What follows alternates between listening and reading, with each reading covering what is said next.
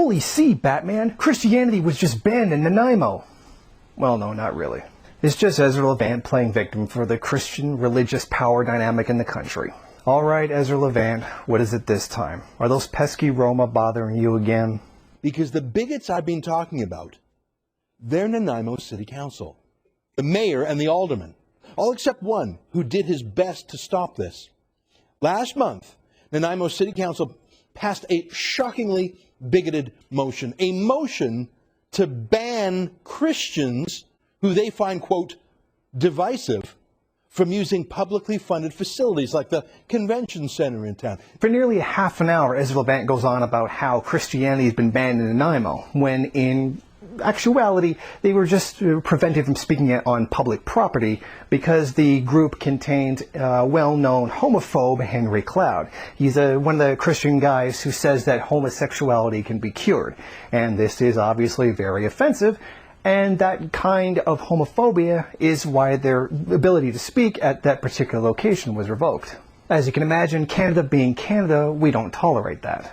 Also, the event is being sponsored by Chick-fil-A, a company that I don't think needs any introduction. As you'll recall, they came out very adamantly against homosexual marriage, and the Americans that agreed with them gave them support by running out and buying their sandwiches. That's a very American thing to do. To show support for something, you buy deep-fried products. So now you can see why they were banned from speaking on government property. But apparently, in the mind of Ezra Levant, this is tantamount to banning Christianity. He then goes on to claim that this event was blocked because of only 2 complaints that were made.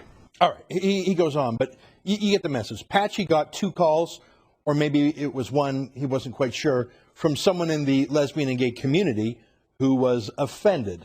Interesting logic here. If only 2 people complain about something, then therefore it's not a problem, or therefore it's not wrong. It's kind of a weird attempt to appeal to popularity.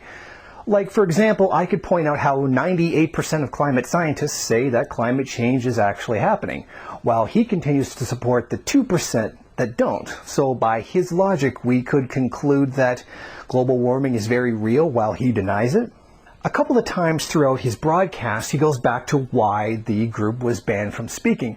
Of course, when he recaps the reasons, he just leaves Dr. Henry Cloud out for some reason, and then just keeps going back to Chick-fil-A, if even bothering to mention them, which means the homophobe that's actually speaking at this Christian convention, he just seems to just forget to mention.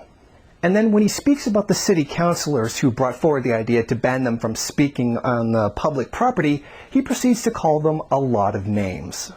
A weird picture of an old man posing for the cameras wearing women's shoes and some weird narcissistic selfie that apparently had some political meaning. I'm not exactly sure what. The nobodies on Nanaimo's town council and how they decided to become somebodies by taking a very passionate stand about something they knew nothing about, and how they showed their bigotry along the way. Hey, but for such a preening, self-loving group of blowhards in my life, morally righteous buffoons will mug for the cameras for any reason or no reason. I mean, the things he called them were swindlers, cheats, thieves. Oh wait, that was Ezra Levant talking about the Roma. In the end, all he's really doing is defending homophobia. It's very clear that the city council wanted to stop the spread of homophobic speech, and that was the point for blocking the speaking engagement that has a noted homophobe speaking and is in part funded by a homophobic organization. But in his mind, it's tantamount to banning Christianity. So why is he conflating in his own mind homophobia with Christianity? If you're against homophobia, you're therefore against Christianity? That's not what people generally think. But in his mind, if you block one, you're automatically blocking the other.